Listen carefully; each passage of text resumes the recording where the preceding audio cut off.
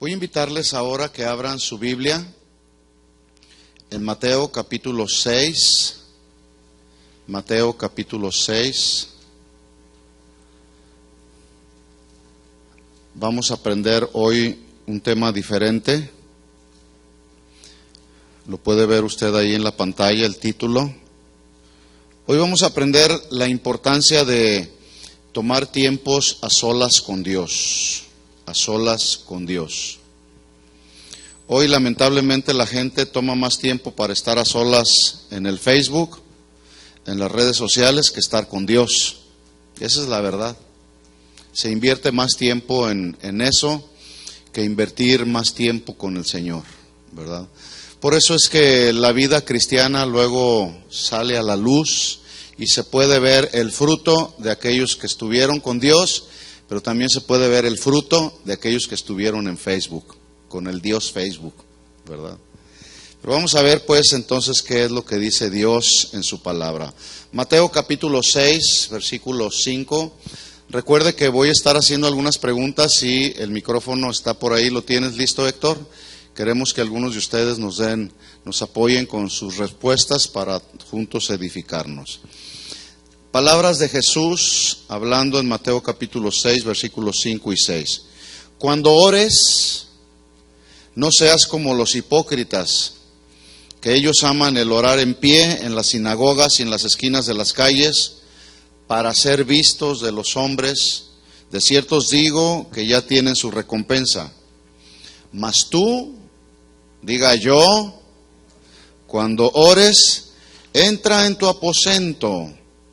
El aposento era un lugar apartado y justamente un lugar apartado para estar a solas con Dios.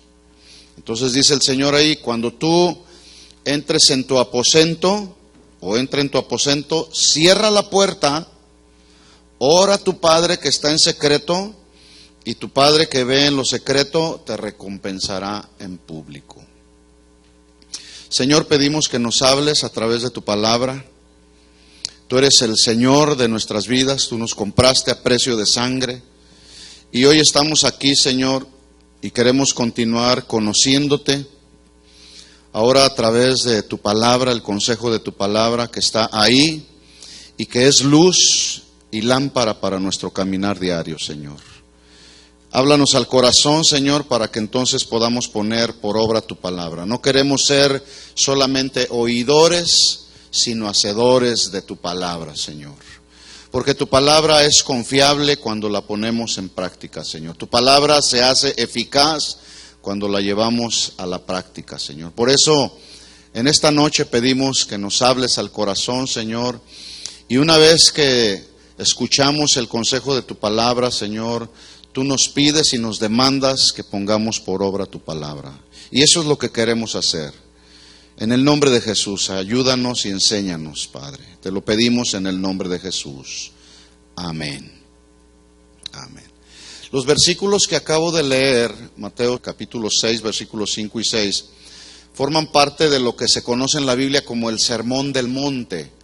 El Sermón del Monte comprende desde el capítulo 5 de Mateo hasta el capítulo 6. Y en el contexto de, si usted lee los versículos anteriores, ahorita voy a mencionar algunos, podemos ver que Jesús está reprendiendo algo acerca o a los fariseos. Les está reprendiendo su falsa actitud. La falsa actitud de los fariseos fue justamente donde Jesús está exponiendo su hipocresía. La hipocresía de ellos referente al dar. Los versículos anteriores dice, cuando des limosnas, ahorita lo vamos a leer. Una limosna es una donación que se da cuando una persona es movida a la compasión, a la misericordia. Pero eran limosnas, ¿verdad? Entonces Jesús está reprendiendo la falsa actitud de los fariseos que daban con hipocresía. Pero también más adelante Jesús está reprendiendo la falsa actitud con la que los fariseos oraban. Pero también la falsa actitud con la que los fariseos ayunaban. O sea, son tres áreas muy importantes: el dar, el orar y el ayunar. Estos tres elementos, el dar, el orar y el ayunar formaban parte de la adoración en el templo. En otras palabras, cuando usted da para el Señor es un acto de adoración. Lo mismo que cuando usted ora al Señor es un acto de adoración, lo mismo que cuando se practica el ayuno. Estos elementos pues formaban parte de la adoración a Dios, y los fariseos, como conocedores de la ley lo sabían, que estos tres elementos eran parte de la adoración y nunca eran parte de la exaltación de la justicia propia o de la rectitud propia. Jesús no les estaba diciendo, hagan esto para que sean admirados de los hombres. Mire las palabras de Jesús en el versículo 1, yendo un poquito al contexto, Mateo 6:1. Les dice Jesús a esos que daban, que oraban y ayunaban, les dice, guárdense de hacer vuestra propia justicia delante de los hombres. Esta expresión que Jesús hace, hacer vuestra justicia, significa, y les está hablando Jesús, tengan compasión y hagan donaciones de benevolencia, pero con la actitud correcta. Pero aquí Jesús les está diciendo, guárdense de vuestra justicia, que significa tener compasión y hacer una donación como un acto de benevolencia ante la necesidad ajena, pero ellos lo estaban haciendo con una motivación equivocada. ¿Cuál era la motivación del corazón con la que ellos estaban donando? Lo dice ahí mismo el versículo. Estamos en el versículo 1, 6:1. Dice Jesús, guárdense de hacer vuestra justicia delante de los hombres. ¿Para qué? ¿Por qué lo hacían? Para ser vistos de los hombres, de ellos. De otra manera no tendréis recompensa de vuestro Padre que está en los cielos. Cuando pues des limosna, ¿qué dice? No hagas tocar trompeta delante de ti. Esta expresión tocar trompeta es una expresión desde luego hecha en un sentido figurado, que significa no publiques la limosna que estás dando, ¿verdad? ¿Por qué? Porque acuérdese, había una actitud hipócrita en ellos. Cuando tú das, da lo que tienes que darle al Señor, o si Dios te mueve a darle a alguien como un acto de benevolencia, no hay que tocar trompeta. Dice, como hacen los hipócritas, seguimos leyendo versículo 2, como hacen los hipócritas en las sinagogas y en las calles para ser alabados por los hombres, de cierto les digo que ellos ya tienen su recompensa. En otras palabras, entonces, cuando se da, hay que dar de corazón, hay que dar para Dios. ¿Sí? Versículo 5. Y cuando ores, acuérdense, ellos no tenían la actitud correcta en el dar, en el orar y en el ayunar. Entonces Jesús, estableciendo en el orden, les dice, cuando ores, no seas como los hipócritas, porque ellos aman el orar en pie en las sinagogas y en las esquinas de las calles. Mire el propósito, para ser vistos. Cuando se trata de dar, aquellos daban y tocaban trompeta. Yo doy más que los otros. Dice, para ser vistos de los hombres, de cierto os digo que también ya tienen su recompensa. Versículo 6. Mas cuando tú ores, entra en tu aposento y cerrada la puerta, ora a tu Padre que está en secreto, y tu Padre que ve en secreto te recompensará en público. Es evidente, por los versículos que acabamos de leer, que Jesús no está condenando lo que es la oración pública, como hace un momento oramos. Hicimos una oración comunitaria, que se conoce también así, donde ponemos delante del Señor las peticiones que se presentan, ¿verdad? Y obviamente cuando Jesús está diciéndole, cuando ores, entra en tu aposento y cierra la puerta, Jesús no está condenando el hecho de que se ore públicamente, no. Sino más bien lo que Jesús está condenando es la actitud y la motivación hipócrita cuando se ora. ¿Estamos de acuerdo? Es decir, cuando oramos públicamente, levanta tu oración en favor de lo que se esté pidiendo y hagámoslo de corazón, con la motivación correcta. ¿Alguien sabe lo que significa la palabra hipócrita? Pregunta. A ver, ¿quién me puede? Levante la mano, porque ahí está el micrófono, nos da ahí por favor el micrófono.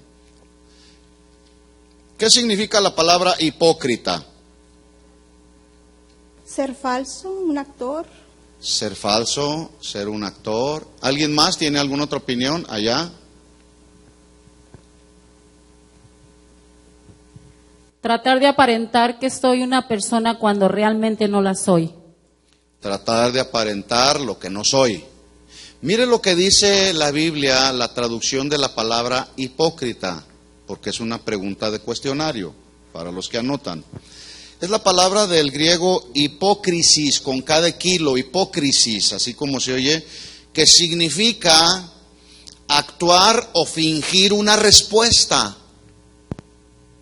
Según la etimología, hipócrisis es una palabra compuesta de dos voces.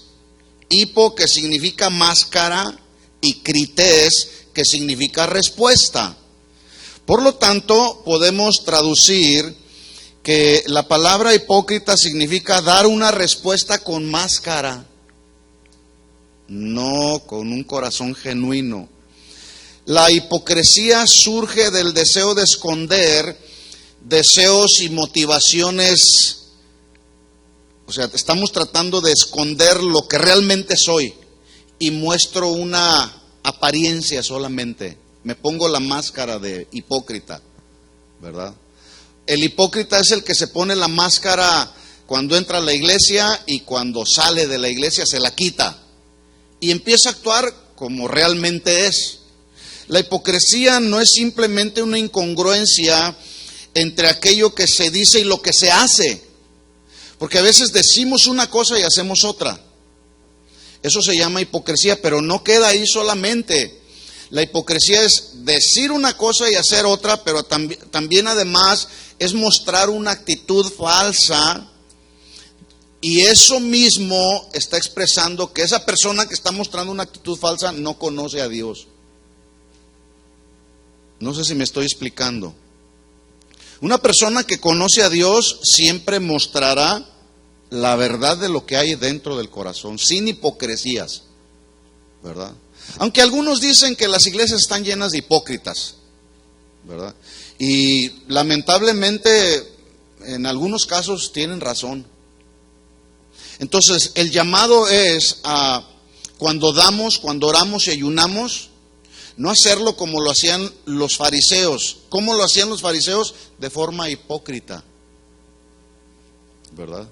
Hoy hay iglesias, hay ministerios, incluyendo esta iglesia, este ministerio, donde llega mucha gente con una máscara. Llegan, entran, se ponen una máscara de cristianos y cuando salen se la quitan. Pero ¿cuántos saben que a Dios no se le puede engañar? No os engañéis, dijo Pablo a los Gálatas, capítulo 6, versículo 7. Dios no puede ser burlado.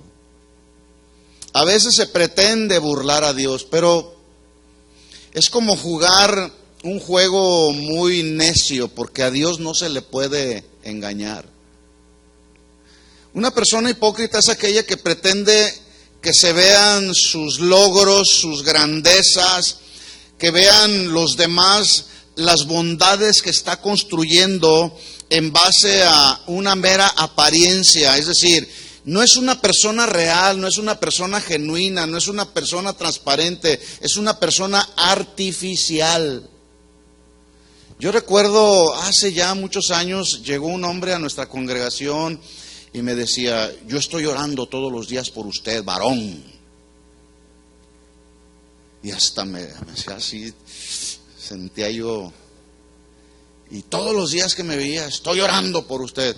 Pero un día me doy cuenta que nomás me volteaba yo y empezaba a hablar de mí. Una actitud hipócrita, ¿verdad?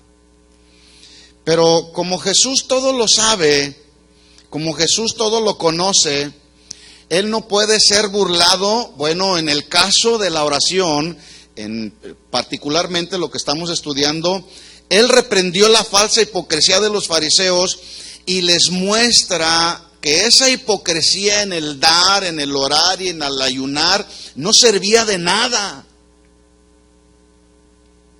De nada sirve si tú estás dando, estás orando y estás ayunando con una actitud hipócrita, de nada va a servir. La oración debe de ser una de las actitudes y actividades supremas del alma de todo creyente, de todo hijo de Dios. Es decir, debemos anhelar apasionadamente estar en la presencia de Dios a solas con Él, cuando se trata de estar a solas con Dios. Los creyentes debemos experimentar el toque de Dios, la presencia de Dios, cuando estamos a solas con Él, cuando podemos encontrarnos con Él frente a frente. No lo vemos, pero sabemos que ahí está nuestro Dios, nuestro Salvador. Es ahí donde el Señor nos va a ministrar, es ahí donde el Señor nos va a exhortar. Estar a solas con Dios debe de ser una prioridad de todos aquellos que hemos nacido de nuevo, y en ese sentido se comprueba la verdadera condición espiritual del creyente. Si yo les preguntara delante de Dios el día de hoy, ¿cuántos estuvieron hoy a solas con el Señor? No levante la mano, pero usted respóndase para sí mismo. Yo le puedo asegurar que más de alguno hoy ni siquiera se acordó de ir a la presencia del Señor, estar a solas con Él, un momento, solo 5 minutos, y decirle: gracias, Señor, porque me dejaste amanecer este día. En repetidas ocasiones yo me acuesto a dormir, en paz me acostaré y así mismo dormiré, oro al Señor y le digo: porque solo tú, Señor, me haces vivir confiado. Y me duermo y no sé de mí, así haga de cuenta que me desconecto. No sé de mí hasta el día siguiente, a la hora que me levanto. Y de repente, van varias ocasiones que de repente me despierto y lo primero que sale de mi corazón es decir: Señor, yo me acosté y dormí porque tú me sustentaste, porque simplemente no pude haber amanecido. El aliento me lo pudo haber cortado en el Señor en cualquier momento, ¿verdad? Bueno, cuando estamos a solas con Dios, mis hermanos, ahí estando con el Señor se va a comprobar la verdadera condición de nuestro corazón, porque a Dios no podemos engañarlo. En otras palabras, no hay nada más que hable tan claro de nosotros como cristianos que viven la vida de oración. Se nota cuando un cristiano estuvo en la presencia del Señor, pero también se nota cuando no estuvo. Sí se nota. ¿Sí lo nota usted? ¿Sí nota cuando una persona realmente estuvo en la presencia del Señor o cuando no estuvo? Sí se nota. No se necesita mucho discernimiento o un discernimiento espiritual muy profundo. ¿Cómo se discierne cuando una persona estuvo en la presencia del Señor o no estuvo? ¿Cómo se discierne? Por el fruto. ¿Se acuerda de Moisés cuando bajó del Sinaí? ¿Cómo venía Moisés? Ni cuenta se había dado que el resplandor de la gloria de Dios estaba sobre él. Que el primero que se dio cuenta fue Josué y dijo: wow, este hombre verdaderamente viene del trono de Dios, de la misma presencia del Señor. Y cuando desciende Moisés al pueblo, el mismo pueblo se pudo dar cuenta en el lugar donde estuvo Moisés, en la presencia de Dios. El pueblo, la gente, la familia, nuestros hijos, nuestra esposa, nuestros hijos, las personas que nos rodean, se dan cuenta cuando estuvimos o no en la presencia del Señor. Así que los creyentes descubrimos la condición real de nuestra vida espiritual cuando nos examinamos en privado con el Señor, cuando examinamos nuestro corazón ahí en lo íntimo, cuando estamos a solas con Dios. David, en un momento a solas con Dios, le dijo: Señor, escudriña mi corazón y ve si hay en mí camino de iniquidad. Qué oración tan arriesgada le hizo David a Dios, ¿Cuántos pudieran decirle al Señor así, a la luz de tu condición espiritual y de mi condición espiritual? ¿Cuántos pudieran decirle al Señor con toda autoridad: escudriña mi corazón? Porque escudriñar significa buscar, escarbar profundo, cavar profundo hasta encontrar. ¿Cuántos pudieran decirle: Señor, escudriña mi corazón? Es decir, escarba hasta lo más profundo y saca todo aquello que no te agrada. Y ¿saben una cosa? Cuando a solas Dios empieza a hablarnos y demandarnos dejar algún pecado, alguna acción indebida delante del Señor y no le obedecemos, tarde o temprano el Señor lo sacará, pero lo sacará en público. ¿Sí? ¿Se acuerda usted de Ananías y Zafira? En privado le dijeron al Señor, así fue la acción principal, le dijeron: Señor, tenemos estas, estoy parafraseando solamente, tenemos estas propiedades, y como hubo un mover del Espíritu Santo que se dio en el tiempo de la iglesia primitiva, los que tenían daban para los que no tenían, y hubo un fluir de generosidad que empezó a brotar del corazón. Y este matrimonio, Ananías y Zafira, dijeron: tenemos una propiedad, la vamos a vender y vamos a traer el dinero a los pies de los apóstoles. La vendieron, pero sustrajeron, dijeron: no, es mucho, no. ¿Usted sabe al final de la historia lo que le sucedió a Ananías y Zafira? Se murieron. ¿Por qué se murieron? ¿Por haber sustraído parte del dinero? No, por haber mentido. Y aunque ellos hicieron una promesa en privado, Dios exhibió su pecado en público, porque no se arrepintieron. Tuvieron la oportunidad cuando Pedro los confrontó. ¿Por qué conveniste en dar si Dios ya te había dicho? Si te hubieras quedado con la propiedad, de todas maneras era tuya, ¿verdad? Bueno, están llegando tiempos y momentos donde el Señor está descubriendo y está sacando pecados. Primero el Señor nos exhorta y saca nuestros, como decimos en México, nuestros trapitos al sol, ¿sí? Los hace ahí a solas y señala en nuestro corazón: este es el área donde tienes que corregir. Si no obedecemos y seguimos obstinados en nuestro necio corazón, el Señor lo sacará en público. ¿Qué prefieres? ¿Que el Señor te lo saque en privado o que te lo saque en público? En privado, ¿no? Sí, Señor, mejor tú y yo, me arrepiento.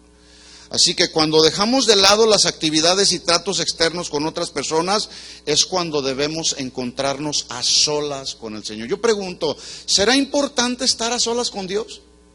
Sumamente importante, mis hermanos. Y es más, para los hijos de Dios no hay opción. No podemos decir: ahora sí tengo ganas de orar y mañana ya no. No puedo yo darme ese lujo de decir, y menos en la situación en la que estamos pasando hoy en este mundo, lo que estamos viendo alrededor del mundo. Hoy más que nunca necesitamos estar aferrados de la mano de Dios, agarrados de la mano de Dios, agarrados de su palabra, tomados de las promesas que el Señor nos ha dado, para poder resistir cualquier tentación que se nos presente.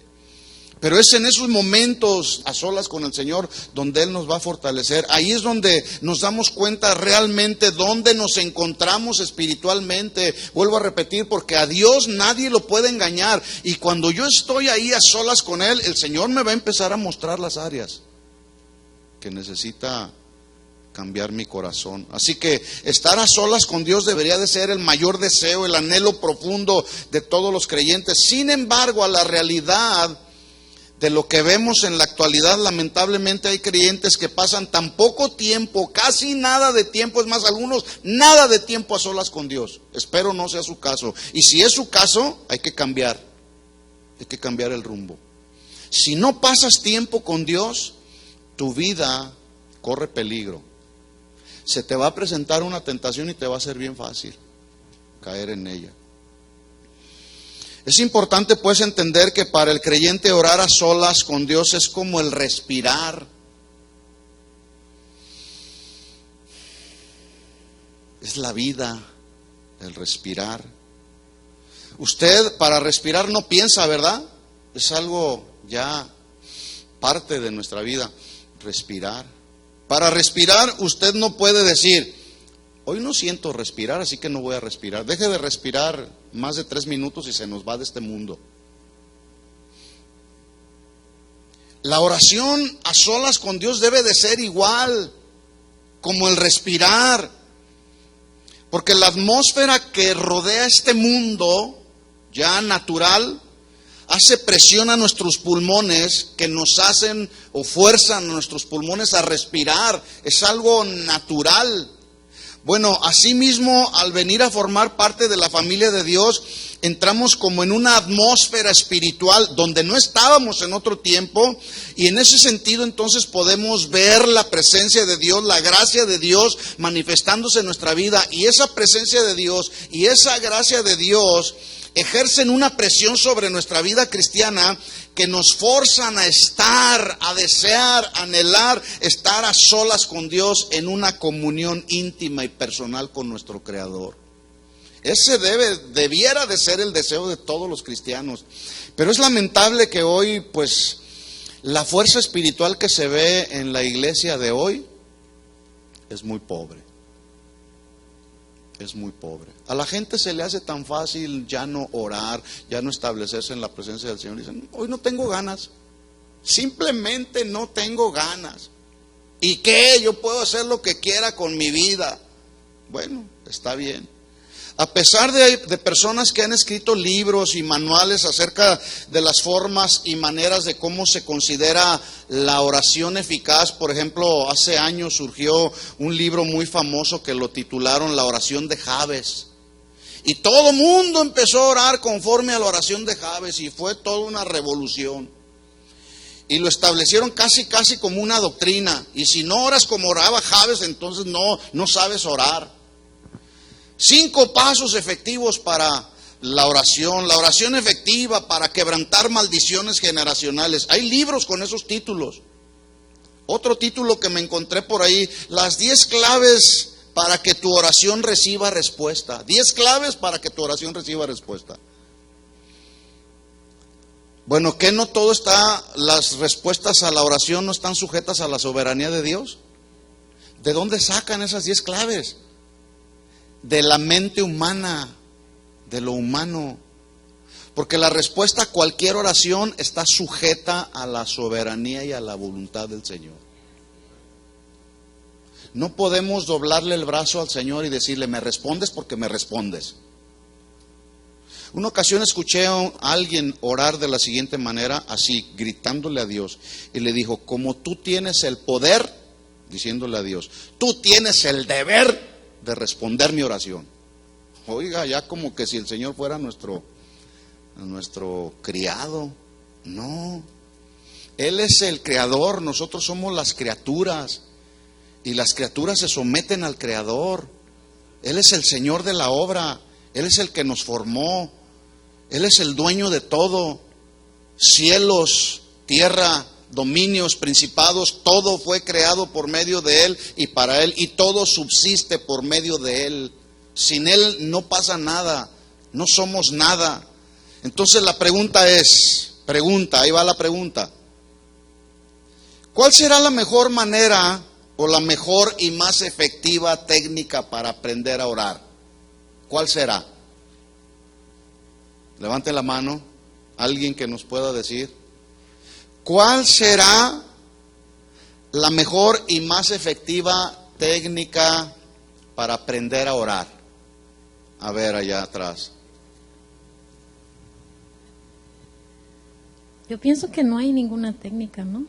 No hay ninguna técnica. A ver, ¿qué piensan?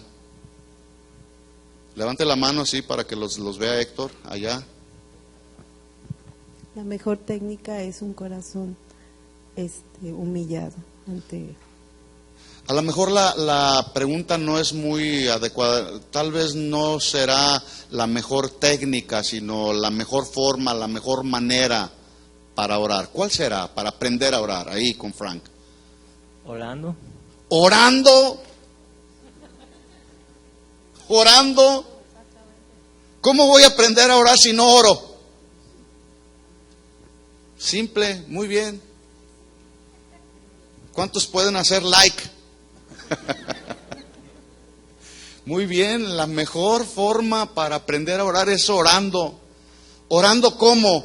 Orando conforme a la palabra, orando conforme a la enseñanza y al modelo de Jesús. Jesús es el maestro por excelencia y ya lo leímos. Precisamente el modelo de Jesús inicia diciendo, cuando ores no seas como los hipócritas. En otras palabras, hay que orar pero con sinceridad, no como los hipócritas que oran y aman orar de pie. Cuando ores, entra en tu aposento, cerrada la puerta, ora a tu Padre que está en secreto, y tu Padre que ve en lo secreto te recompensará en público. Hay quienes no oran en lo secreto porque no saben qué decirle a Dios. Y estoy ahí, ¿y qué le digo al Señor? Tantas cosas que hay que decirle al Señor, ¿verdad? Hay dos actitudes con las que un creyente puede orar, adorar, alabar, dar y ayunar. Hay dos actitudes. Una, de forma hipócrita y solamente para ser visto y ser reconocido por los hombres, según lo que dice Jesús, lo cual pone en tela de duda su verdadero cristianismo. Porque oiga, ¿qué cristiano ora de manera hipócrita? No fuera cristiano, no sería cristiano. Voy a orar, pues nomás me pongo la máscara y voy a orar, a ver qué pasa. No es cristiano, no conoce a Dios. Esa es una forma en la que alguien puede orar o adorar a Dios. Y en segundo lugar, la segunda forma en que un creyente puede orar y adorar a Dios es con un corazón limpio, con un corazón recto para Dios, lo cual da evidencia de su genuino cristianismo, ¿verdad? Por eso es que Jesús dijo: guárdense de hacer vuestra justicia delante de los hombres para ser vistos de ellos. Hay dos tipos de justicias también que practican las personas. Una, aquella justicia en la cual nos justificamos a sí mismos diciendo: yo soy bien justo, y es más, no solamente justo, soy bueno. ¿Quién hay bueno delante de Dios? Nadie.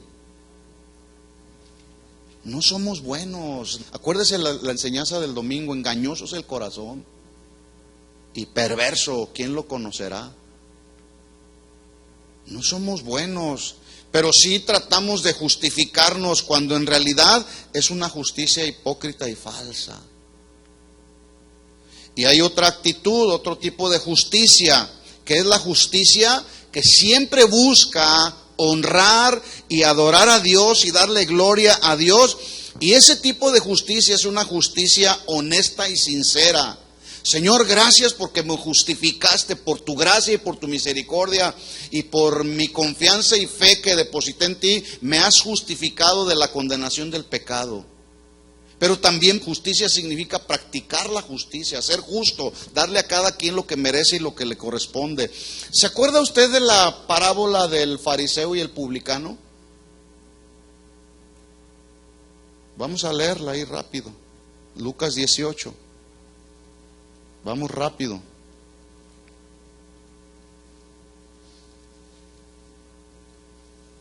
Estamos hablando de la adecuada manera de orar a Dios y estar a solas con Dios, porque a Dios no podemos engañarlo. Y este fariseo pretendió ir al templo a engañar a Dios. Dice ahí la Biblia: a unos que confiaban en sí mismos, justicia propia, como justos y menospreciaban a los otros, dijo también esta parábola. Dos hombres subieron al templo a orar. Uno era fariseo, el otro era publicano. El fariseo, puesto en pie, porque así les gustaba estar de pie para ser vistos de los hombres, el fariseo, puesto en pie, oraba consigo mismo de esta manera: Dios, te doy gracias porque no soy como los otros hombres, ladrones, justos, adúlteros, ni aun como este publicano. Oiga, qué acusación. A veces nos sentimos tan buenos, tan justos, que decimos: no, yo no soy como el hermanito aquel, ni como la hermanita aquella, no, yo soy bien justo. Y empieza a justificarse, como que si Dios no conociera el corazón. Mire lo que dice el versículo 12. Ayuno 2 veces a la semana. Ya me imagino ahí Dios escuchando esa oración y diciéndole: sí, pero eres un hipócrita. Y luego dice: doy diezmos de todo lo que gano. Sí, pero eres hipócrita. Mas el publicano, estando lejos, yo me puedo imaginar lejos, así, a solas, allá, en un rincón quizá. Estando lejos, No quería ni aún alzar los ojos al cielo, sino que se golpeaba el pecho diciendo: Dios, sé propicio a mí. Él estaba reconociendo su condición. Escuchen esto, mis hermanos, es ahí a solas con Dios donde cada uno podemos reconocer nuestra verdadera condición de pecadores. Somos pecadores. Todo lo que tenemos es por gracia, es por misericordia. La actitud correcta cuando estamos a solas con Dios no es justificarnos a nosotros mismos diciéndole al Señor: Señor, yo soy bien santo, soy más santo que aquel, soy más honesto que aquel. No, Dios conoce el corazón, a Dios no podemos engañarlo.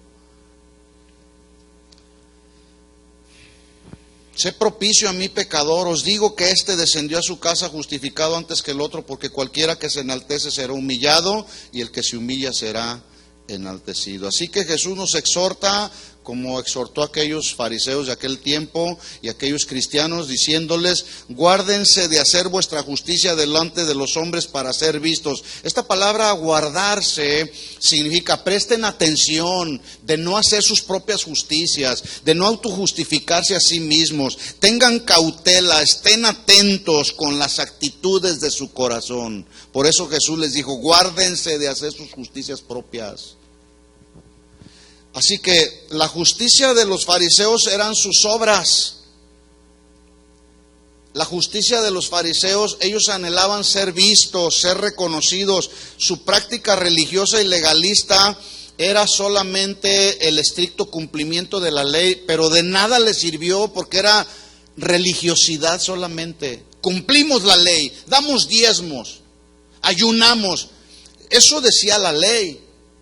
Pero lo hacían con un corazón equivocado, con una mala actitud del corazón. Cuando ores, no seas como los hipócritas, dice Jesús. Notemos que Jesús está dando ahí por sentado cuando dice en Mateo 6:5: cuando ores,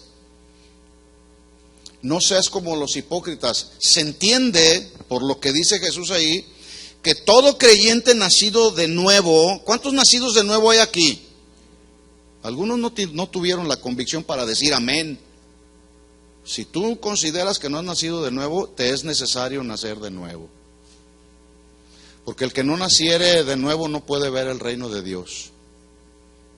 Es necesario nacer de nuevo. Entonces, Jesús está dando por sentado aquí que todo creyente nacido de nuevo tiene como disciplina personal la oración a solas con Dios. ¿Será una opción o una responsabilidad como cristianos estar a solas con Dios? Es una responsabilidad. Principio, establecemos un principio aquí. Un verdadero discípulo de Jesús se conoce por su dedicación y disciplina en la oración. Repito este principio, muy importante. Un verdadero discípulo de Jesús, verdadero, porque hay de discípulos a discípulos. Más bien algunos son meros simpatizantes solamente de Jesús. Pero el verdadero discípulo de Jesús se conoce por su dedicación y por su disciplina en un ministerio tan importante como es la oración personal a solas con Dios. ¿Sabe usted por qué hay tanta religiosidad, tanta carnalidad y tanta tolerancia del pecado dentro de las iglesias? ¿Sabe usted por qué?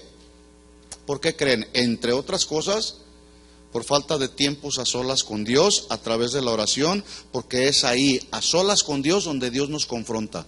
¿Sí o no? A solas con Dios, Dios nos va a confrontar con nuestros pecados. Si eres sensible a la voz de Dios. Porque antes, cuando andábamos allá en el mundo, hacíamos oraciones con vanas repeticiones. Inclusive cometíamos un pecado y te decían: ora 3 Padres Nuestros, 5 Ave María, y ayuna esto, y haz esto, y no comas carne en Cuaresma. Y pura religiosidad, ¿verdad? Y hacíamos oraciones, vanas repeticiones, pero no pasaba nada. Al día siguiente o a la semana siguiente, después de haber acudido ahí a confesar sus pecados, ya estaba cometiendo los mismos pecados. Porque es necesario nacer de nuevo. Jesús confrontó a los fariseos yendo al punto de lo que había en sus corazones para que ellos cambiaran. Jesús, en otras palabras, parafraseando las palabras de Jesús, les dijo: ustedes dicen que oran, pero lo único que hacen es puro teatro, porque llegan a la iglesia y se ponen la máscara espirituales. Llegan al templo y se ponen ahí la máscara religiosa, asumiendo una personalidad espiritual de piedad que en realidad no tienen.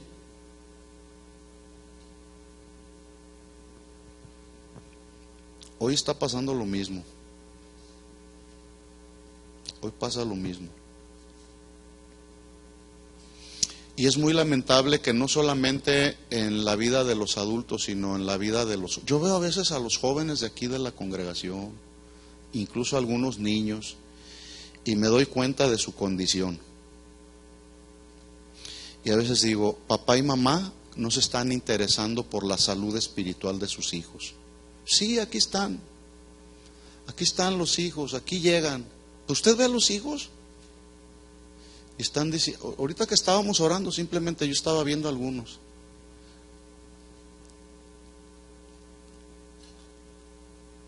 Y lo único que se ve es la condición espiritual que hay en el hogar. ¿Por qué? Porque los hijos no ven a papá y a mamá orando a Dios, ni leyendo la Biblia.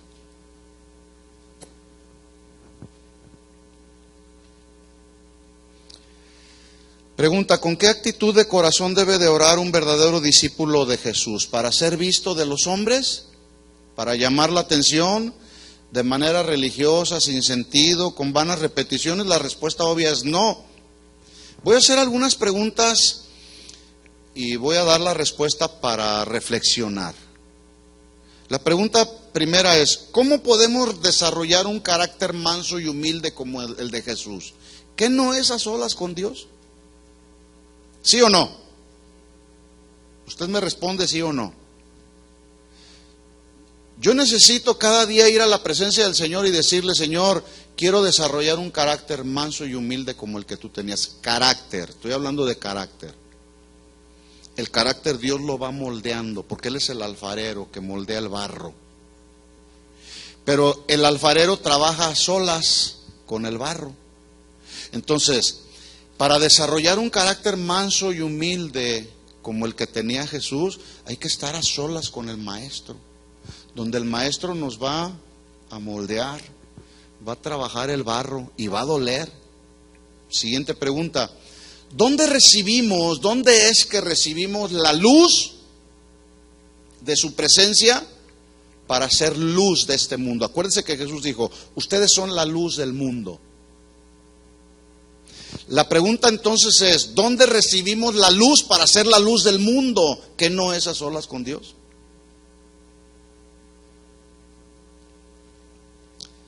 ¿Qué dirá la gente que nos rodea?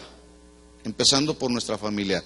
¿Que resplandecemos realmente la luz de Jesús por causa y el resultado de haber estado a solas con Él? ¿O de plano estamos apagados? ¿Dónde somos confrontados con nuestras actitudes y pecados? ¿Qué no es a solas con Dios? Sí. ¿Dónde recibimos el perdón de nuestros pecados? ¿Qué no es a solas con Dios?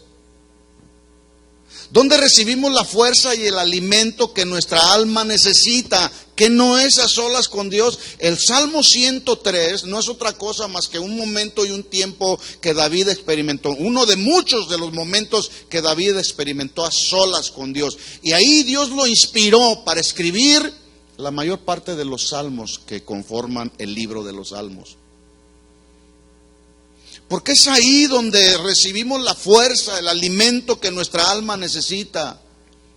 Al pueblo de Israel Dios le dijo: yo les voy a alimentar estando en el desierto, pero les voy a dar la porción para cada día. No tomen más, no tomen menos. Algunos que se quisieron sentir más inteligentes y más sabios que Dios, tomaron para guardar para el día siguiente y se les engusanó. Entonces, ir a la presencia del Señor es ir y tomar la porción de su presencia, de su alimento, de su fuerza, de su bendición para cada día que necesitamos enfrentar cualquier tentación. Es cada día. Dios no te dice: toma, te voy a dar en un día la porción de una semana. No, es cada día tenemos que ir a su presencia, estar a solas con Él. Hermanos, es tiempo de que nos convirtamos en creyentes dedicados y disciplinados a la verdadera oración. Y dije a la verdadera oración, no a la fingida oración. Es tiempo, hermanos, estamos viviendo tiempos muy difíciles. La fe de muchos cristianos está siendo probada. Y muchos están resultando reprobados. ¿Por qué? Porque no se pasa tiempo a solas con el Señor. Algunos piensan que la vida de oración es llegar a su presencia y decirle, Señor, concédeme esta petición, necesito esto. Piensan que la vida de oración es como la varita mágica o como la lámpara de Aladino, donde al más mínimo frotar de las emociones surge el milagro. Así no es la oración, mis hermanos. Así no funciona la oración. Yo voy a la presencia del Señor, me establezco a solas con Él y primero empiezo alabando a Dios por su grandeza, por su poder, por lo que Él es, por lo que Él significa para mi vida, por lo que Él ha hecho en mi vida. Después confieso mis pecados, me arrepiento de ellos. Después trato de orar por otras personas, haciendo oración de intercesión, pero después hago mi oración de petición y espero que el Señor responda en su agenda, en su calendario, la oración que le estoy presentando. Yo no voy a la presencia del Señor y le digo, ahora, Señor, necesito que ahora me sanes. No, Dios es soberano y Él lo va a hacer. No es la lámpara de Aladino. Yo he estado en reuniones de oración donde más que confiar en la respuesta del Señor, es una de emocionalismo tan impresionante donde hasta sacuden a la gente y le dicen, ahora eres sano. ¿Y Dios? ¿Dónde está la soberanía de Dios? Hermanos, la verdadera oración debe de involucrar lo que se conoce como la oración agonizante. ¿La oración qué? Agonizante.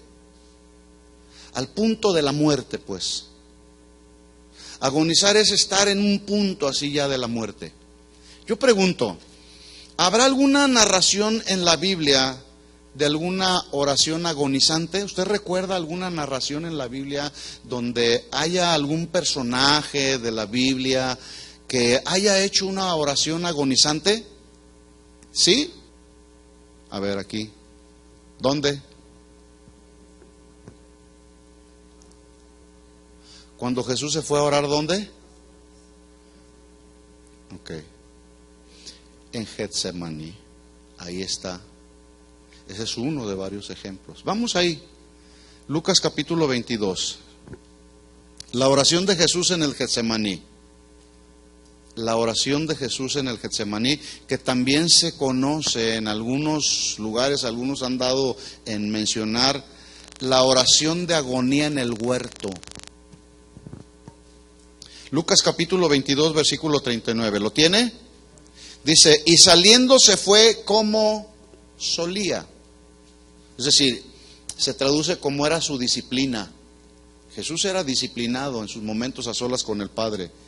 Él hizo el buen de la oración, estar a solas con Dios, hizo un buen hábito, como solía, al monte de los olivos, y sus discípulos también le siguieron. Versículo 40. Cuando llegó a aquel lugar les dijo, orad, note usted las palabras de Jesús, orad, que no entréis en tentación. Y él se apartó de ellos a distancia como de un tiro de piedra y puesto de rodillas oró. Cuando dice ahí que se apartó de ellos como al tiro de a la distancia de un tiro de piedra, es literal, así agarra usted una piedra y la avienta así, como si esto fuera una piedra, y lo avienta así. Se apartó de ellos a esa distancia, de un tiro de piedra. Ahí se apartó. Y dice ahí, y se puso de rodillas y oró. Vamos a hacer una pausa aquí, vamos a analizar lo siguiente. Mire usted, dice ahí, se apartó de ellos a distancia como de un tiro de piedra y puesto de rodillas oró. En otras palabras, mandó que 9 de los 12 discípulos se quedaran ahí a la entrada del huerto de Getsemaní, porque la narración de Mateo dice que tomó consigo a Pedro, a Jacobo y a Juan. ¿Sí? Esta misma narración usted la encuentra en Mateo capítulo 26. En esa narración dice que tomó a Pedro, Jacobo y a Juan. Los demás se quedaron a la puerta de la entrada del huerto de Getsemaní. Es decir, se supone que los 9 quedaron en la entrada del huerto, y los 9 que se quedaron fueron Andrés, Felipe, Bartolomé, Mateo, Tomás, otro Jacobo, no era el Jacobo que se apartó con Jesús, este era Jacobo hijo de Alfeo, Tadeo, Simón el cananista y ¿quién me faltó? ¿Quién? Judas. Entonces, dice el Señor que se apartó de ellos, tomó a Pedro, a Jacobo y a Juan, y los 9 se quedaron allá. ¿Sí? Pregunta, ¿cuál fue la instrucción de Jesús? Cuando llegó a aquel lugar, al huerto de Getsemaní, la instrucción de Jesús fue clara y les dijo: orad que no entréis en tentación. Es importante que cuando Jesús nos habla por su palabra o por cualquier otro medio, obedezcamos sus instrucciones. Pregunta, ¿Judas se quedó orando para no entrar en tentación ahí a la entrada del huerto de Getsemaní, sí o no? No. ¿Dónde andaba el tremendo Judas? Andaba ya con los judíos, aquellos que le ofrecieron 30 monedas de plata para traicionar al maestro. En otras palabras, le vino la prueba de su fe al Judas, le vino la prueba de su fidelidad, de su lealtad a Jesús a través de una muy barata tentación, y decidió traicionar al maestro por 30 monedas de plata. ¿Qué dije? Una muy barata tentación. Cuando Jesús les había dicho: quédense aquí para que no caigan en tentación. Este ya había caído en la tentación. Y muy barata, por cierto. ¿Sí? En otras palabras, mientras Jesús les pide que oraran para que no cayeran en tentación, Judas ya andaba con las autoridades judías traicionando al maestro y cobrando su recompensa. Porque le dijeron: ¿qué pides a cambio? Pues quiero money. Ok, ahí está lo que pides. Escuchen esto, mis hermanos, es muy importante. Cuando alguien no pasa tiempos a solas con Dios, tarde o temprano le vendrá una muy barata tentación y caerá en ella.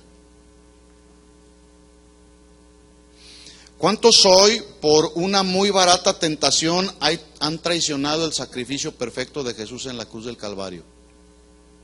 Por una muy barata tentación, a veces con faldas o con minifaldas, y traicionan el sacrificio perfecto de Jesús en la cruz.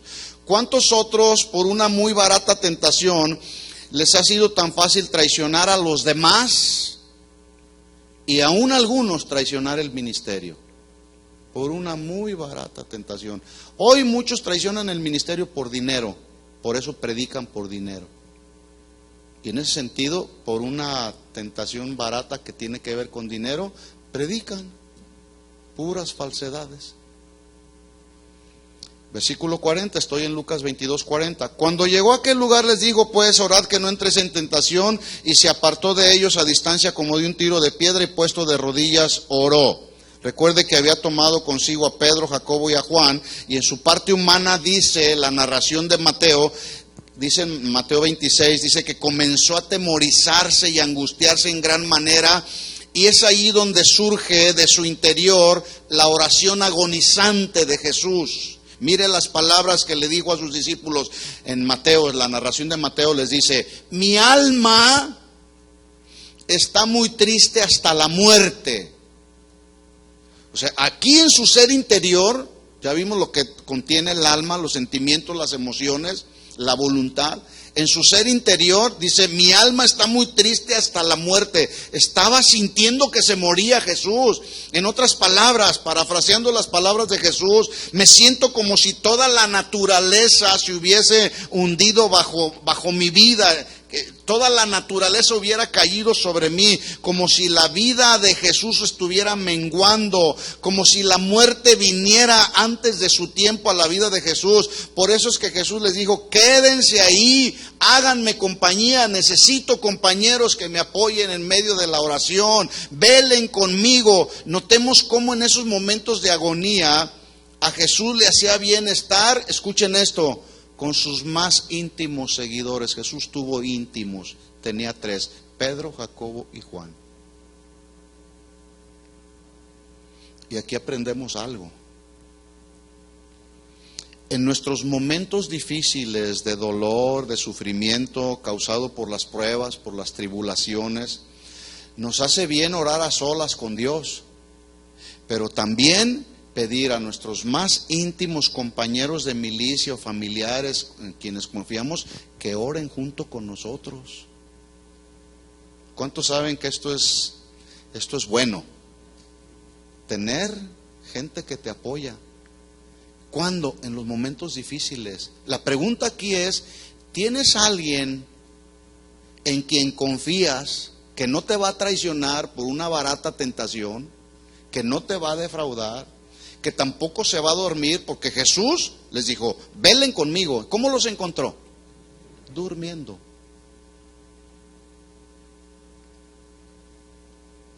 Entonces la pregunta es: ¿tienes alguien en quien confías que no se va a dormir, que no te va a traicionar, que no te va a menospreciar, sino te va a apoyar?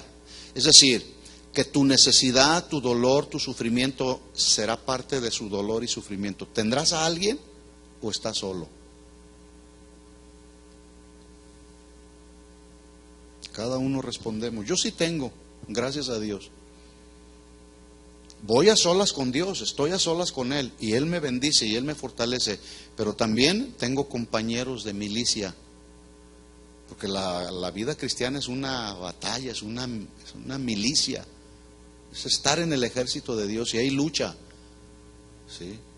Yo tengo quien me apoya, quien no se duerme, quien no va a traicionar, como el Judas. Jesús tuvo que apartarse aún más de ellos. Un poco más adelante se postró rostro a tierra y entonces empezó a orar a solas con Dios y le dice, mire la oración de Jesús, estamos ahí en Lucas 22:42. Padre, si quieres, pasa de mí esta copa. Cuando dice ahí pasa de mí esta copa, se estaba refiriendo a la copa de la ira divina que fue descargada sobre Jesús por causa del pecado de toda la humanidad. La vas a beber.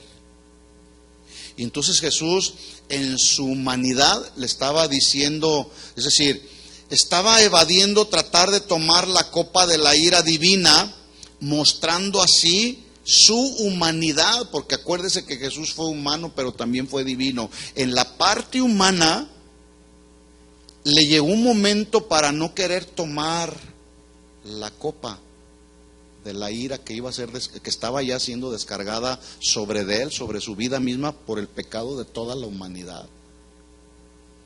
Pero aunque la copa era abominable para él, porque en ella estaban depositados todos nuestros pecados, Jesús quiso tomarla porque esa era la voluntad del Padre. ¿Cuántos le dan gracias a Jesús porque tomó la copa?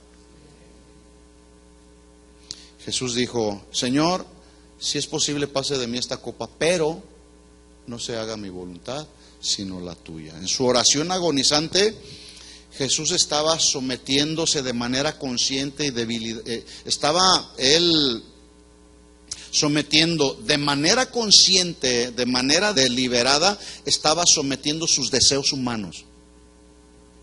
Él reconoció que en su humanidad no quería tomar la copa, pero deliberadamente él dijo, está bien, Señor, voy a someterme a tu voluntad. ¿Sí? ¿Se imagina usted si Jesús no hubiera tomado esa copa de la ira divina? ¿Qué hubiera pasado con la humanidad? ¿Qué hubiera sucedido? Seguiríamos muertos en nuestros delitos y pecados. El plan de redención para la humanidad no se hubiera llevado a cabo. Por eso, gracias, porque Jesús estuvo dispuesto a hacer la voluntad del Padre. Sí, bueno, cuando oramos y estamos a solas con el Señor, hay que someter nuestras debilidades humanas, ¿sí?, a su voluntad. Señor, me está doliendo, Porque hacer la voluntad de Dios no siempre es muy agradable, ¿verdad que no? No siempre es muy agradable. Versículo 43, se le apareció un ángel del cielo para fortalecerle. Y estando en agonía, oraba más intensamente, y era su sudor como grandes gotas de sangre que caían hasta la tierra. Como grandes gotas de sangre. Hay varios comentaristas bíblicos que coinciden en afirmar que es muy probable que lo que le pasó a Jesús en su oración agonizante fue una condición física bastante peligrosa que se conoce como hematidrosis o sudor de sangre. Los signos y síntomas principales de esta hematidrosis, que es una condición física, es la transpiración de sangre con sudor que empieza a surgir de la frente, de las uñas, del ombligo o de alguna otra superficie de la piel. Empieza a surgir sangre. Es decir, los que conocen dicen que los capilares, los vasos capilares de la piel, se empiezan a dilatar a tal punto que estallan, con lo cual la sangre y el sudor se empiezan a mezclar. Entonces todos los comentaristas coinciden en que esto fue lo que le sucedió a Jesús. Las causas reales de esta condición no son muy seguras, pero algunos científicos afirman que surge cuando alguien está experimentando justamente angustia, tristeza y dolor. Y dice la Biblia que Jesús, en la narración de Mateo 26:38, dice que Jesús dijo: mi alma está muy triste y angustiada hasta la muerte. O sea, estaba bajo una presión muy intensa. De hecho, la palabra Getsemaní se traduce lugar de presión, molino de presión. De manera figurada habla de que cuando Jesús entró ahí, su humanidad fue presionada. Entró en un estado de presión porque no de depresión, de mucha presión, porque el pecado de toda la humanidad empezó a caer sobre él, la ira divina de Dios empezó a caer sobre él, pero lo que surgió de él ante tal presión fue hacer la voluntad del Padre, no salió queja de él, salió sometimiento de él, no se haga mi voluntad sino la tuya. Y dice finalmente que el versículo 45, que cuando se levantó Jesús de la oración, vino a sus discípulos y los halló durmiendo a causa de la tristeza.